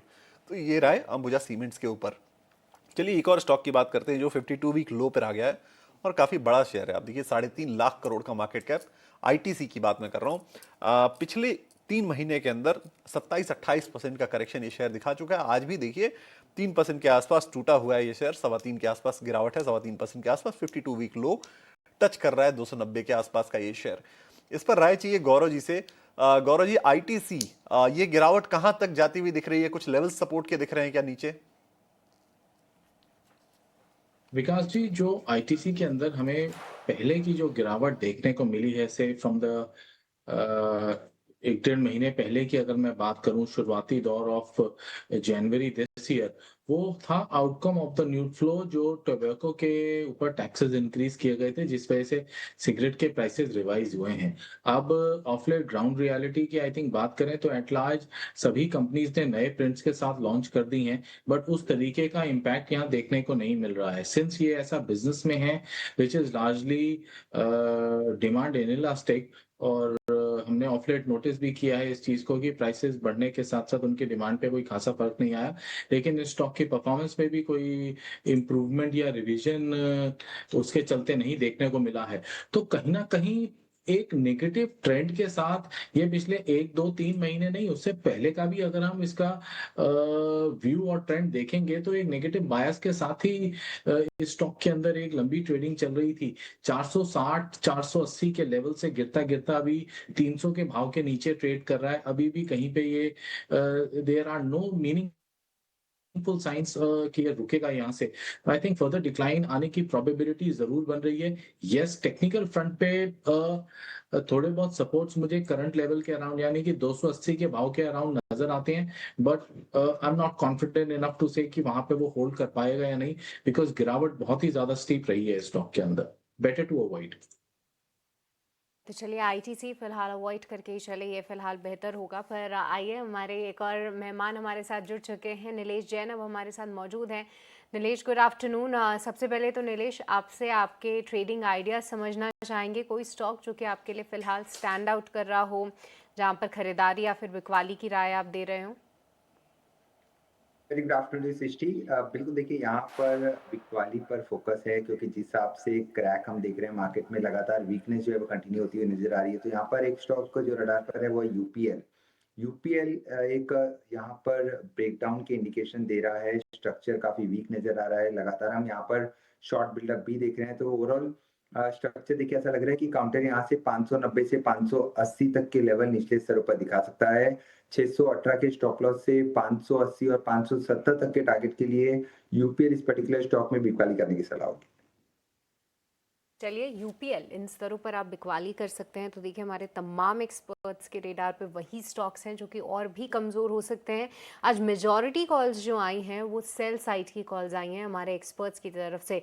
और इस बीच देखिए, रुपए में कोई भी रिस्पाइट नहीं है अभी तक, जो है रुपया रिकॉर्ड निचले स्तर पर कायम है और कोई भी रिकवरी निचले स्तरों से हमने इंट्राडे बेसिस पर भी नहीं देखी है। पर आइए कुछ और काउंटर्स की बात करें तो आज पावर ग्रिड ऐसे बाजार में भी अपने आप को हल्के तेज़ी में होल्ड कर रहा है। उसके बाद जो है आप देख सकते हैं कि यहाँ पर जो डेवलपमेंट है वो ये है कि कंपनी ने 9 लाख करोड़ के execution pipeline over the long term ये बताई है। साथ ही अब जो प्लान्ड केपेक्स है वो उन्होंने FY 27-28 का 82,000 करोड़ कर दिया है और वो उम्मीद भी कर रहे हैं कि 2047 तक जो पावर की डिमांड है वो इंडिया में डबल हो जाएगी। तो ये कुछ इन्वेस्टर प्रेजेंटेशन से उनके कमेंट्स आते हुए दिखे हैं। ऐसे में जो उन्होंने गाइडेंस दी है आने वाले समय में अपने केपेक्स की, उसको उन्होंने 25% से जो है बढ़ाया है और यही वजह है कि पावर ग्रिड आज तेज़ी दिखा रहा है। एक बार श्रीकांत, आपका व्यू पावर ग्रिड पे? हल्की फुल्की पावर ज़रूर है यहाँ पे, बट क्या लगता है आगे और अच्छे मूव्स आ सकते हैं? Right, the resignation of so and so करके डालेंगे ना, we are still keeping the शायद investment intact because Shrikant of को सो हमें एंड सो। हमारा ऑडियो नहीं मिल पा रहा है, पर गौरव एक बार आपका व्यू पावर ग्रिड पे, क्योंकि ऑलरेडी देखिए 3 महीने हो, 6 महीने, 9 महीने, इन सभी में हमने पॉजिटिव रिटर्न्स देखे हैं, बट क्या आगे और भी अच्छी चाल रह सकती है? सृष्टि, पावर ग्रिड उन चुनिंदा शेयर्स में से रहा है जो ये ऑनगोइंग वॉर लाइक सिचुएशन चली है या ट्रम्प टैरिफ्स की हम बात करें तो उनसे बहुत ज्यादा इफेक्ट नहीं हुआ है, अनइम्पैक्टेड रहा है और करंट लेवल्स पे भी इंप्रेसिव लग रहा है। ऑल्दो ब्रेकआउट पॉइंट से थोड़ा दूर ट्रेड कर रहा है। मैं इंटरेस्टेड हूँ 310 का भाव अगर निकलता हुआ मिले, यानी ब्रेकआउट मिले 310 के ऊपर, there would be the point to actually enter, और उसके बाद हमें एक क्विक अप मूव टूवर्ड 330 340 के जोन में दिखना चाहिए। तो आई थिंक अभी जिनके पास है उन्हें होल्ड करना चाहिए। रिलेटिव स्ट्रेंथ क्लियरली विजिबल है, अपने strong long medium and short सभी मूविंग एवरेजेस के ऊपर ट्रेड कर रहा है। बिजनेस पॉइंट ऑफ व्यू से भी बात करें तो जैसे आपने अभी इनका बिजनेस आउटलुक शेयर किया वो भी काफी रोबस्ट है, और जिस इंडस्ट्री में ये ट्रेड करते हैं पावर ग्रिड वो भी काफी अपबीट है। Therefore citing all the factors, मेरी तरफ से hold over for a medium to long term traders 310 के ऊपर लॉन्ग करें 330-40 के भाव के लिए, उस टाइम स्टॉप लॉस लगाएं 300 रुपए का। ऑलराइट, तो चलिए पावर ग्रिड यहाँ पर कुछ लेवल्स हैं जो कि आपको ध्यान में ज़रूर रखने हैं, पर चलिए इसी के साथ फिलहाल वक्त तो चला एक छोटे से ब्रेक, आप कहीं मजा आएगा ब्रेक के उस पर BTST या फिर STBT आइडियाज़ लेंगे हमारे एक्सपर्ट्स के साथ, बने रहिए।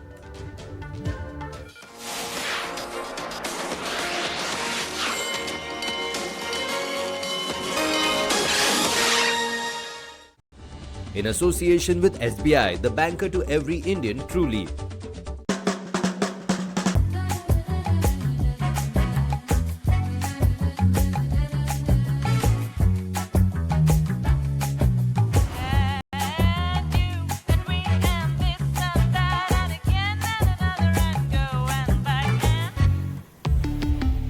Volkswagen.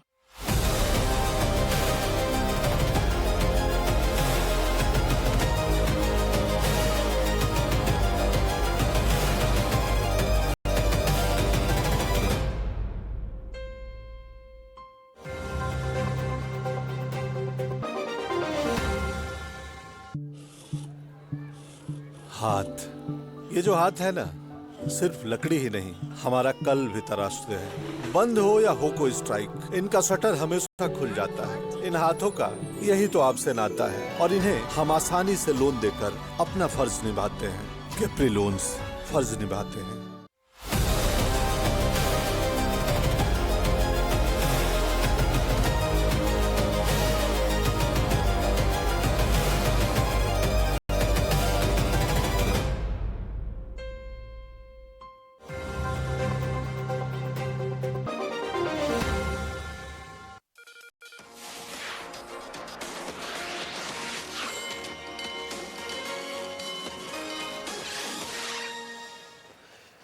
ब्रेक के बाद आपका स्वागत है क्लोजिंग कॉल में। और ब्रेक पे जाने के पहले हम पावर ग्रिड के बारे में चर्चा कर रहे थे, जिसपे गौरव जी ने ये टारगेट और स्टॉप लॉस सजेस्ट किए। देखिए 340 का टारगेट होल्ड करना है आपको, 300 का आपको लगाना है स्टॉप लॉस पावर ग्रिड के ऊपर। 302 के आसपास के भाव भी चल रहे हैं, तो स्टॉक को होल्ड करने की सलाह है पावर ग्रिड को। चलिए कुछ और स्टॉक्स पर जरा चर्चा करते हैं। PVR आइनॉक्स आपकी स्क्रीन पर लेकर आते हैं। अचानक से ना इसमें डे हाई से 5% की गिरावट आने को जो है वो आती हुई दिख रही है। आप देखिए शेयर जो है वो पिछले दिनों कुछ परफॉर्मेंस दिखा रहा था। धुरंधर 2 जो है वो आई है, उसको अच्छा रिस्पांस मिल रहा है, उसका भी पॉजिटिव इम्पैक्ट, कहीं ना कहीं सेंटिमेंटल इम्पैक्ट दिख रहा था शेयर पे। लेकिन आज जो है वो अचानक से 5% की गिरावट आई है। थोड़ा चार्ट्स पे चेक करा लेते हैं इस पे नीलेश जी से। नीलेश जी जरा एक बार चेक कीजिए चार्ट्स इसके, PVR आइनॉक्स क्या कहता है इसका चार्ट, क्या कमजोरी बढ़ती हुई दिख रही है यहाँ से? बिल्कुल, देखिए काउंटर ने जो पुल बैक दिखाया था वो अपने 200 डे मूविंग एवरेज के आसपास से फिर से घूमता हुआ नजर आ रहा है। तो 1050 का एक मेजर हर्डल है जो जिसका क्रॉस करना बहुत जरूरी है। स्ट्रक्चर थोड़ा सा वीक है, निचले स्तरों पर 930 के नीचे अगर ये फिसलता है तो एक स्ट्रक्चरल ब्रेकडाउन माना जाएगा। उसके बाद हो सकता है 880 और 870 तक के भी लेवल निचले स्तरों पर टेस्ट होते हुए नजर आए। बट फिलहाल के लिए 930 का स्टॉप लॉस होना चाहिए अगर किसी के पास लॉन्ग पोजीशन है तो, और फ्रेश खरीदारी फिलहाल के लिए अवॉइड करें। तो ये राय PVR आइनॉक्स पर आती हुई। लेकिन एक स्टॉक जो चर्चा का विषय पिछले 3-4 ट्रेडिंग सेशन से है और बड़ी गिरावट दिखा चुका है, HDFC बैंक। आज देखिए 5% की गिरावट और एचडीएफसी बैंक जैसा शेयर जिसका मार्केट कैप 12 लाख करोड़ के आसपास का हो, अगर वो 5% गिर जाए तो निश्चित तौर पे बाजार के लिए दर्द काफ़ी ज़्यादा होता है। तो ये ऐसा दर्द है जिसका इलाज आज फार्मा शेयर भी नहीं कर पा रहे हैं। देखिए आज 52 वीक लो टच कर गया ये शेयर, 743 के आसपास का 52 वीक लो टच कर दिया है इस शेयर ने, 742 के आसपास का इनफैक्ट। और देखिए मार्केट कैप में भी अगर आप देखेंगे ना तो 60,000 करोड़ के आसपास का इरोजन हो गया है। मार्केट कैप के अंदर भी अच्छी खासी वेल्थ इरोजन होती हुई दिख रही है इस शेयर में और लगातार गिरावट का शिकार हो रहा है। जो कंसर्न्स उठाए थे इनके पार्ट टाइम चेयर ने रेजिग्नेशन के वक्त, उसको लेकर क्लैरिफिकेशन भी निश्चित तौर पे के मिस्त्री की तरफ से आता हुआ दिखा, लेकिन उसका बहुत ज़्यादा असर बाजार पर दिखा नहीं है। गिरावट लगातार जारी है। इस पर राय लेंगे श्रीकांत जी से। श्रीकांत जी, एचडीएफसी बैंक क्या व्यू है आपका सर? तो देखिए, वैसे एचडीएफसी बैंक में जो फॉल जनरेट हो रहा है वो थोड़ा एक्सपेक्टेशन से बियॉन्ड ही है। हमें लग रहा था कि ये स्टॉक 770-800 के करीब आफ्टर द न्यूज़ फ्लो थोड़ा स्टेबल हो जाएगा, लेकिन आज because of fresh news flow ये और गिरावट में आ रहा है। और हमें देखिए, सबसे इम्पॉर्टेंट पार्ट जो मार्केट में अभी बना हुआ है वो ये है कि एफआईएस की लगातार सेलिंग बनी है और जहां पे करेंसी 94 के करीब आ चुकी है, वहां पे अगर एफआईएस के पास अगर कोई लेट से बहुत ही फ्यू ऑप्शंस है, वहां पे वो उन्हीं इन्वेस्टमेंट्स को बेचेंगे जहां पे उनका एक्सपोजर काफी हाई है। तो इसी वजह से मुझे लग रहा है कि ये स्टॉक में थोड़ी और गिरावट हमें देखने मिल सकती है, क्योंकि एक इम्पॉर्टेंट लेवल 770 के लेवल्स को इसने तोड़ा है। तो यहाँ से जो नेक्स्ट लेवल्स दिखाई दे रहे हैं वो आ रहे हैं 720-725 के। तो यहाँ से भी और कम से कम 3-4% की गिरावट हमें देखने मिल सकती है। अगर लॉन्ग टर्म नजरिया हो तो बिल्कुल मैं कहूंगा कि इन लेवल्स पे खरीदा जा सकता है। लॉन्ग टर्म यानी कम से कम 3 से 6 महीने का व्यू होना बहुत जरूरी है, but with a very short term view मुझे लगता है अभी भी इसे अवॉइड करें। तो चलिए, अभी फिलहाल और गिरावट आ सकती है एचडीएफसी बैंक में 3 से 4% की। लॉन्ग टर्म नज़रिया है तो धीरे धीरे करके एक्यूमुलेट करना इसको शुरू ज़रूर कर सकते हैं। ब्रॉडर मार्केट काउंटर्स में थोड़ा इंटरेस्टिंग एक्शन ज़रूर है और मैं देख पा रही थी कि गुजरात अल्कली, जो कि श्रीकांत जी शायद आपने इसका जिक्र किया था, तब 11% की तेज़ी थी, अब शायद 14% के मूव्स दिखा रहा है। क्या टारगेट यहाँ पे हिट हो गया है? या ऑलमोस्ट अराउंड 630 तक के टारगेट्स थे और 630-31 के करीब के हाईएस्ट लेवल्स इसने रजिस्टर किए हैं। तो कभी कभी कुछ ऐसे स्टॉक्स मिल जाते हैं कि जहां पे एक पैटर्न काफी क्लियर होता है, बट अदरवाइज ऐसे मार्केट में स्टॉक्स का चल पाना बहुत मुश्किल है।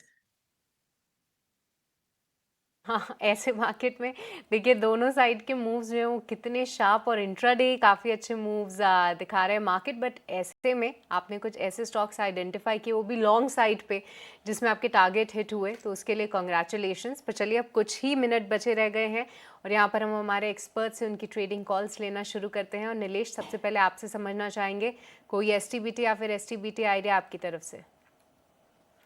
देखिए सृष्टि जी, जिस हिसाब से बाजार में लगातार हम दबाव देख रहे हैं तो यहाँ पर डेफिनेटली शॉर्ट आइडियाज ही रडार पर आ रहे हैं। इंडसइंड बैंक में एक क्रैक देखने को मिल रहा है। ये पर्टिकुलर काउंटर वैसे ही लगातार वीकनेस दिखा रहा था और आज एक फ्रेश ब्रेकडाउन के चलते यहाँ पर ऐसा लग रहा है कि गिरावट और गहराती हुई नजर आएगी। निचले स्तर पर 760-750 तक के भी लेवल हमें देखने को मिल सकते हैं। तो जब तक ऊपरी स्तर पर 795 के लेवल सरपास नहीं हो जाते तब तक सेल ऑन राइज की स्ट्रेटेजी यहाँ पे होनी चाहिए और निचले स्तर पर 760-750 तक की डाउनसाइड हमें यहाँ पर देखने को मिल सकती है।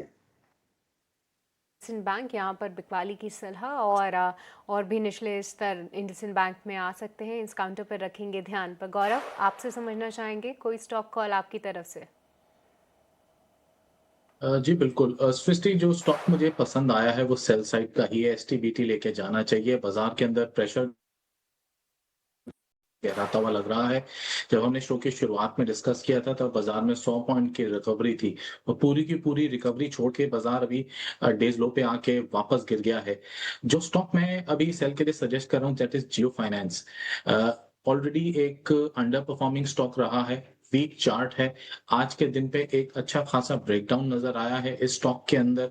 मुझे उम्मीद है ये फर्दर ड्रिफ्ट करेगा लोअर साइड पे। At the current level 226 futures market के अंदर इसे शॉर्ट सेल कर सकते हैं। 232 का स्टॉप लीजिए। 218 से 215 के टारगेट्स इसके अंदर मैं कल तक एक्सपेक्ट कर रहा हूँ।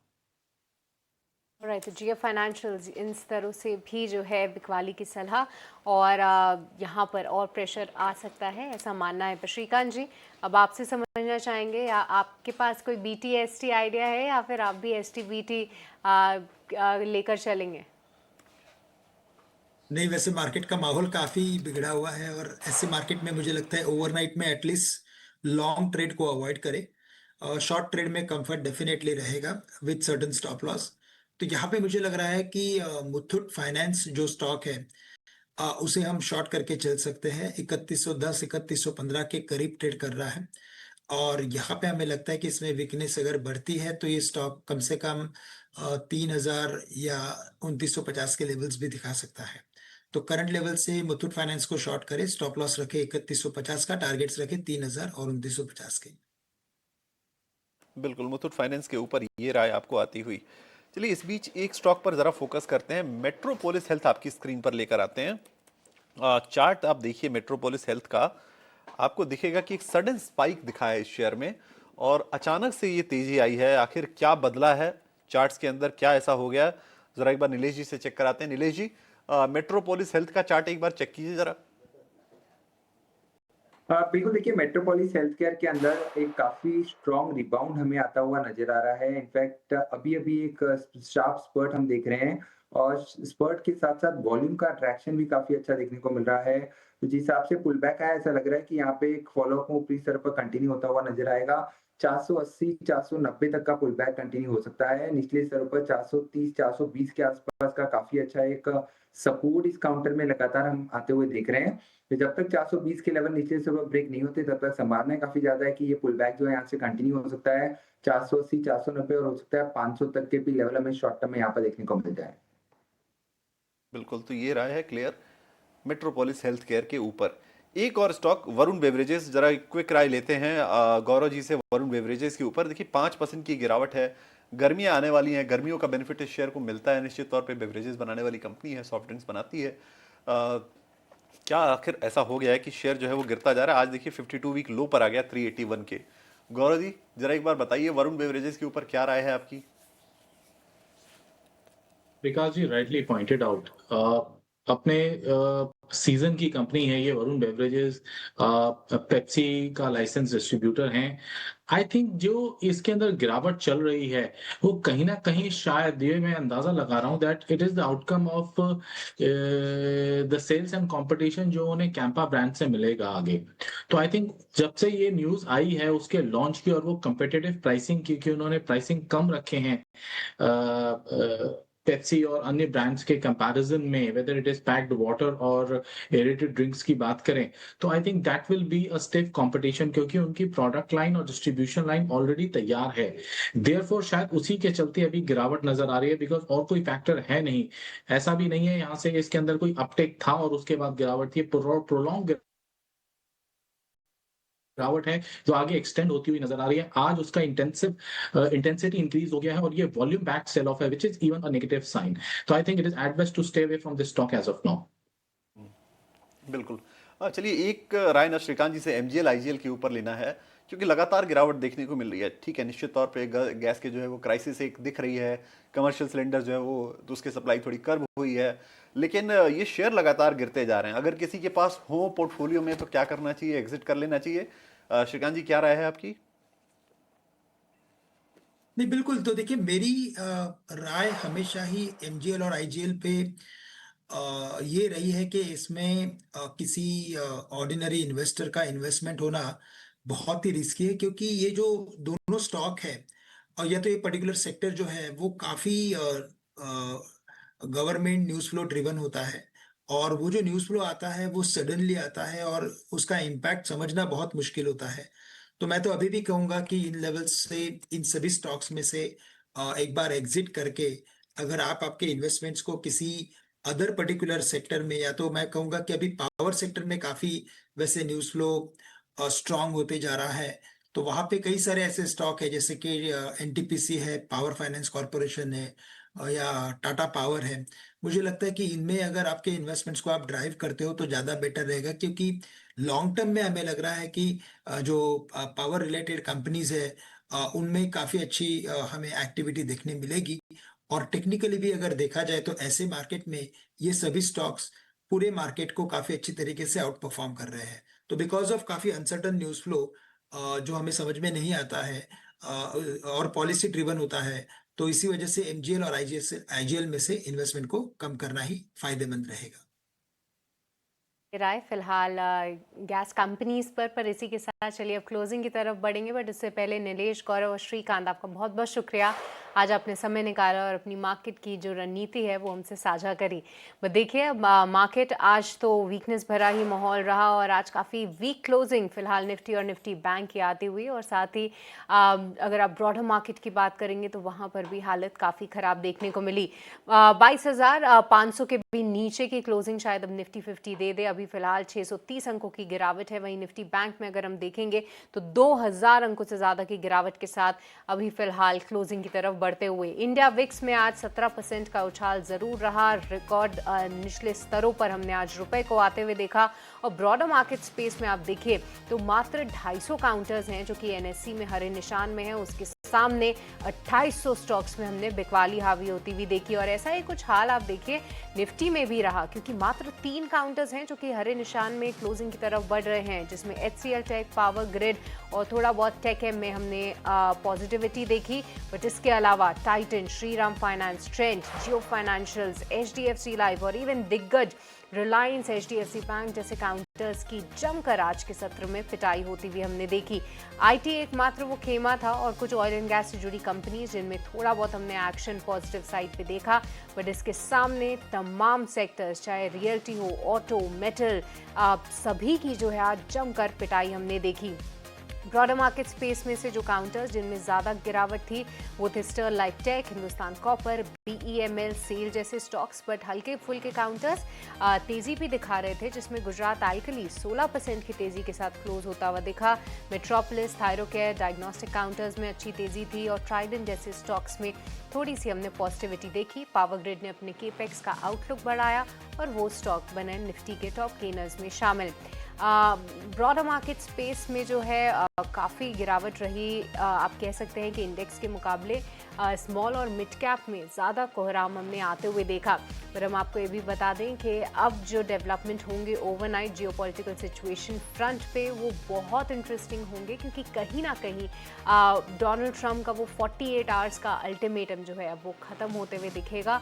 और ऐसे में US क्या करता है, इजराइल ईरान की तरफ से क्या कुछ गतिविधियाँ आती हैं, वो देखना सबसे इम्पॉर्टेंट हो जाएगा। और कच्चे तेल का उबाल कंटिन्यू रहेगा या फिर वो थोड़ा सा कम होगा, ये हम ज़रूर देखेंगे। पर चलिए आज तो देखिए गिरावट भरा बाजार रहा, बट कल का दिन और भी इंटरेस्टिंग होने वाला है। तो उसके लिए फ़िलहाल हमें दीजिए अलविदा, क्योंकि कल फिर से मैं और विकास आपके साथ जुड़ेंगे और समझेंगे क्या होनी चाहिए आपकी मार्केट पे रणनीति। अभी के लिए बहुत बहुत शुक्रिया हमारे साथ जुड़ने के लिए। पर आपका ही मजा आएगा। हम ले रहे एक छोटा सा ब्रेक और ब्रेक के उस पार आपकी कल की तैयारी हम कराएंगे, तो जुड़े रहिए हमारे साथ।